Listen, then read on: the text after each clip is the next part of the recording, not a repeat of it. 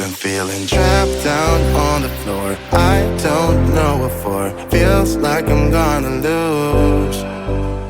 Hello everyone and welcome back to my channel. I have just finished filming the part 1 to this video and this is going to be part 2 Q&A get to know me. So in part 1 I discussed some friendship goals, some life goals and just a few questions in general about myself. Now I'm going to be moving on to part 2, which is going to be more about my dreams and also finishing off a few questions about relationships and friendships. The reason that I have split this into 2 parts is because the first part I was filming and it ended up being over 30 minutes worth of raw footage, so I kind of wanted to split it up just to kind of make it a bit easier to digest and also to be less boring, because 30 minutes of raw footage would probably end up being at least 20, maybe 15 minutes of actual video, and that is kind of the time frame I like to kind of sit by. I don't like to go over 20 minutes worth of an actual video unless it is a story time on my main channel that requires it to be slightly longer. The next question that I found and want to answer is, if I was to have children, how many would I have and how would I plan on raising them? So for this question I have given it some thought actually, because I have been very maternal since my teenage years, so I have really kind of like planned out what sort of life I want to lead. I do know that in terms of a parenting style I do definitely want to do more towards the gentle parenting style of things. Homeschooling might be on the table. I would probably try my kids out in a public school first and then see how they would get on, and if they then wanted to be homeschooled or wanted to switch schools, then I definitely would look into that for them. The next thing is, how many children would I like? I don't really have a specific number, but I definitely think 2 or more. I think that being an only child might get a bit lonely sometimes, and 2 children would be nice, but it would also depend on genders. I would love to have at least 1 boy and 1 girl, but obviously you can't choose your genders when you're getting pregnant, so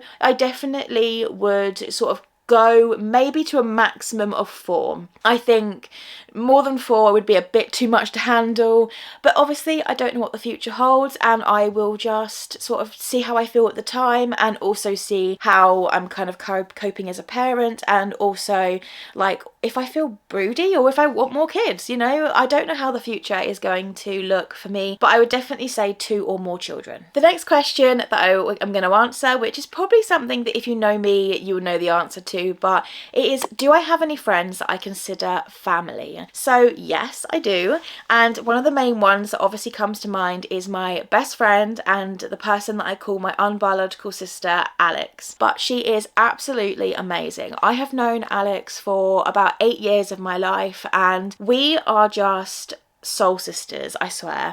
We are what she describes as a platonic soulmate, which is somebody who, you know, if we were both gay we might end up dating, but the reality is, you know, I am a lesbian and she is bisexual, and I think she identifies as bisexual. Like, correct me if I'm wrong please, Alex, but I'm pretty sure that you identify as bisexual. And yeah, I think that, you know, there would be a potential possibility of us working, but there is boundaries within our friendship. Like, Alex has the boundary that she won't date friends because she doesn't want to ruin a friendship, and I respect that. I completely respect that, and Alex also knows that I have a thing for her, so we kind of just go with the platonic soulmate thing because I see her as a sister. I do not see her as, you know, somebody who, you know, would just be a friend and would come and go in my life. I think me and Alex are going to be grannies together, and I think we are going to basically see each other, you know, through the rest of our lives because we are so close. The next question is, how do I show kindness to others? So I think this goes back to a lot about how do you show love, and for me I show love a lot of the time through physical affection, acts of service, and also gifts. So I do show kind of love a lot in a physical way and also more in a doing way, rather than, I suppose, like emotionally connecting with a person, because I do struggle a lot with my emotions, like sort of telling sort of non-verbal behaviour and things like that. Whereas like sometimes when I've been around Alex's, for example, and she hasn't felt very well, I've done her washing up or I've cleaned her kitchen, things like that, and having the acts of service in that sort of way. Or I have given her a little gift just to say that I love her, and you know, that's the sort of thing that I would do to show that I love someone, whether it's platonically or whether it is relationship wise. The next question that I found is, do I believe in soulmates? And if so, why and how do I have those kind of feelings about soulmates? So I do believe in soulmates. I feel that everyone has got at least one soulmate, but that you can also have multiple soulmates. So I do believe that soulmates might not necessarily mean relationship soulmates. Soulmates can be friendship soulmates. They can be platonic, like how Alex describes them, where you are meant to be friends with that person right from when you meet them right until the end of life. I feel that, you know, there is also the definition, the typical definition of soulmates, where your soulmate is somebody who you might get married to and have children with. But I do believe that everyone in this life has at least one soulmate. And yeah, this could be a friendship soulmate or a relationship soulmate. And sometimes it can take a while to find that person. But I believe that when you find that person, you are like with them for life. And that's what I truly believe. So diving straight into the juicy questions, am I a blood and or organ donor? So the answer is yes to both. I am a blood donor, but yes, I am a blood donor. I try to give blood, I think it's 3 times a year for females. So I do try to give blood at least 3 times a year. And then also, yes, I am an organ donor. I am signed up with the car people here in the UK. So when you sign up for a driving license, they do ask you, do you want to sign up to be an organ donor? And yes, I am an organ donor. The next question I'm going to be answering is, do I find it easy to accept help in achieving my dreams? And I think yes, I do for the most part. So when it comes to my career goals and for YouTube, my best friend Alex, she does actually help me do some of the admin bits in relation to my YouTube, and I would be looking at outsourcing like a manager when I can afford it and when I am big enough in the YouTube community to actually warrant having one. So yes, I do feel that I can accept help in terms of my YouTube career. In terms of, I suppose, life goals and maybe help with, you know, the organisation of my flat and stuff, yes, I have had help with that in the past as well. But I am also very much, I want things done a certain way. So if I was to be able to afford and get a professional organiser to come in and sort all of my clothes and to sort everything out, I am somebody who'd want to be there. Like, I got the windows replaced today, which I did say in another video, and that's because I've filmed so many videos today, but I've got the windows replaced now and I had to be here for it. I could not let these workmen into my flat without being here, and that is just an anxiety thing. But I'm so glad the windows are done now, because the first thing I've noticed is that it is so much quieter. Like, this is an older building, and so therefore I'm bound to hear things from upstairs. I'm bound to hear things from the corridor. But I was also hearing, like, literally just sitting here, I was able to hear like the wind outside, and now I can't really hear that. It's a lot quieter and I absolutely love it. And I think I'll be able to get a much better night's sleep, because before I was being woken up by things like the gardener, I was being woken up by things like, you know, birds tweeting and things like that. And when I say gardener, I don't pay for it. I live in a rented accommodation and my landlord does actually pay for that. The next question I'm going to be answering is, would I rather have my dishes, like my plates and my bowls, or my laundry magically clean? For me, it's definitely going to be dishes. I struggle with washing up and having my dishes clean, and I'm always feel like I'm forever doing the washing up. I hate it. When I move out and get my own place, dishwasher is going to be a necessity. I hate washing up. I think it's the bane of my life. I do also hate doing the laundry, but that is something that is okay to do, because you can bung it in a washing machine, you can push it on to go, and you can leave it and it will do what it's got to do. It's not something that you need to be standing there doing it in like an actual physical form. You can do it, you can come away for whatever time's on the washer or the dryer, and then you can go back. You know, that is something that, yes, takes a bit longer maybe, because you've got to maybe be in the house to do it for a whole day, or it's something that you may do, go out shopping, come back, finish. It's something that might take a whole day, but it's something that you can put in and leave. You don't have to stand there and do it for ages, or even, it may, as I said, it may take longer, but I find that my dishes are something that I will put off for days sometimes, and yeah, I would rather have my dishes magically clean. The next question I'm going to answer is, what is one physical feature that you would change about yourself if you could? For me, it is my eyes. I don't mind the colour of my eyes. For me, it is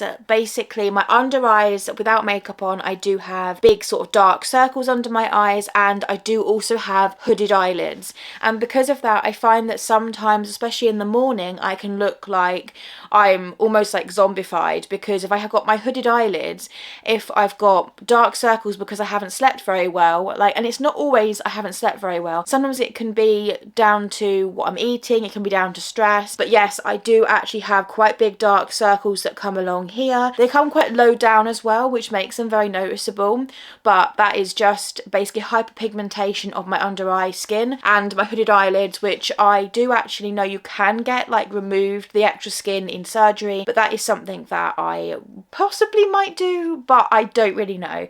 I can't afford it right now, so I definitely can't do it straight away. But if I could magically not be born with those two things, I definitely would wish that. The next question is, what was my childhood dream job? So for this, it is something that if you asked any of my family or friends, they would know, but I wanted to be a midwife when I was younger. When I was as young as 8 or 9 years old, I would walk around and be like, I'm going to be a midwife when I'm older. I'm going to bring babies into the world. And that was like my dream job. And I actually did start to train to become a midwife, and then I had to give up because of my chronic pain, and I was actually unable to complete that course. But I also just feel that at where I am in life at the moment, I feel that I probably wouldn't be able to cope with the shift pattern of a midwife here in the UK. I know a lot of midwives do end up going part-time, but I still don't think I'd be able to cope with the shift pattern, the nights. I just don't think it would be for me. I love the whole idea of bringing babies into the world, like bringing new life into the world, but I just feel that at the moment that would not be something that would suit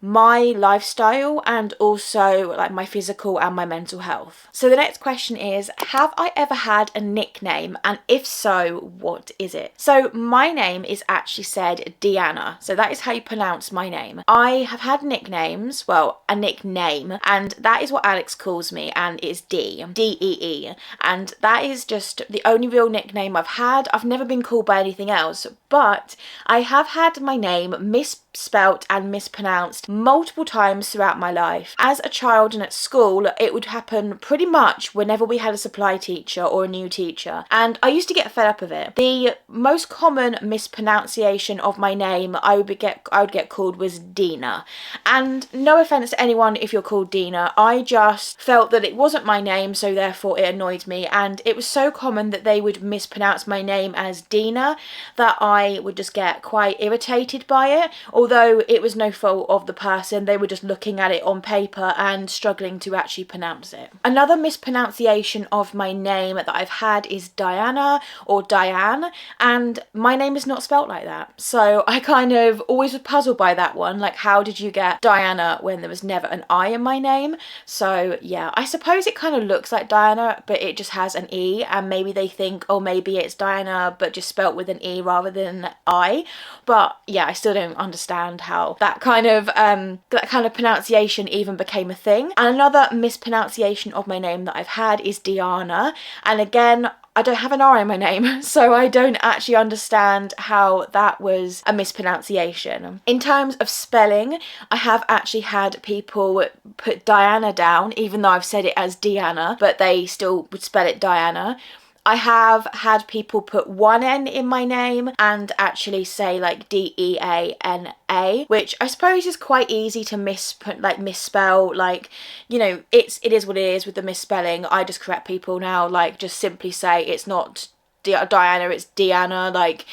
And actually, my legal name is not actually spelt with two E's. So even though on social media I spell it with Deeanna, which is how I prefer it, and if I do actually end up changing my name by default, that is probably what I would change it to. I would literally change it to double E. But yeah, it's just something small, and it's something that I prefer in my name. It's just a second E. It helps people to pronounce it better, and it actually just, I think, looks a bit more aesthetically pleasing with the two E's, the two A's and the two N's. I think that, just for me, Just for me, I like it like that. The next question is, how many pairs of shoes do you own? And actually, this one's fairly easy to answer. So I have a few pairs of shoes that actually I probably need to get rid of, but the main pairs of shoes that I own a couple of pairs of trainers. So one pair is usually a pair of Skechers, and I usually also have an off-brand pair of trainers. I have one pair of ankle boots. I have some Crocs. That is my house shoes. That is kind of what I always walk around the house in, is Crocs. And I have a pair of sandals.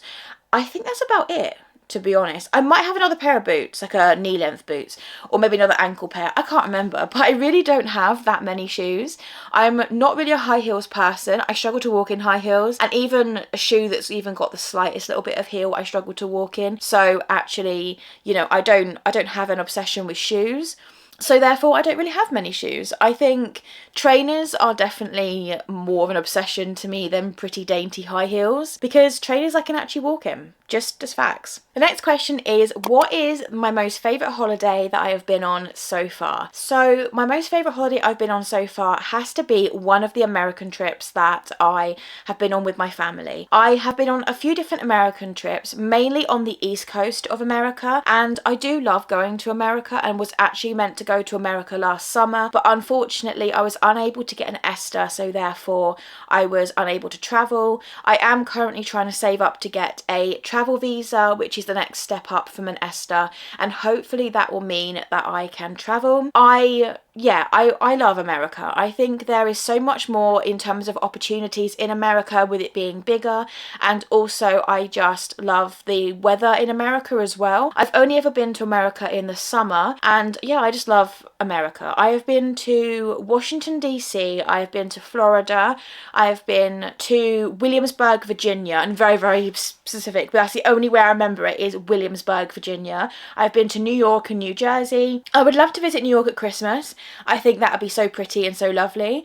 And I would love to also go to California one day. They are probably my two that I'd love to go and visit. I would also love to just go to a few different other states. I think I've been to Idaho. I don't know why that comes to mind, but I think I've been to Idaho, or somewhere across like the central but at the top. I can't really remember.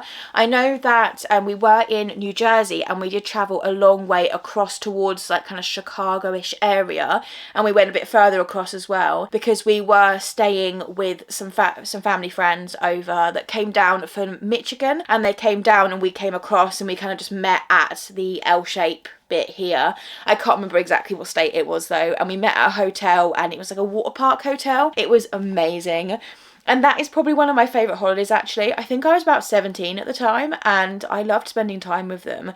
We literally had, I think it was like 2 massive adjoining rooms, and what happened was I think the girls ended up being in one and the boys ended up sleeping in the other, and then we just kind of opened the adjoining door like during the day, and we just kind of was like free flow in between the 2 rooms, and we had like wristbands, which meant that we were all inclusive within the hotel, so we could get snacks from the snack bar. We weren't like all-inclusive meals, but I think we could have snacks. I can't remember actually. Maybe it wasn't that holiday, but we definitely had wristbands that we had to change every day, and we definitely were allowed to go on all the rides. So it was like a water park, which was so amazing. So also in that holiday, I do remember doing a bit of a photo shoot with one of my family friends. We are both now adults, which is so weird to think that our last holiday together was when I was 17 and I think she was probably like 15. But yeah, we did a bit of a photo shoot. So if I can find some of those photos, I will insert them for you to have a little look at, because I have changed so much. And like some of those photos are still some of my favourite pictures of myself that have been ever taken of me in my whole lifetime. Like they are actually really, really nice photos.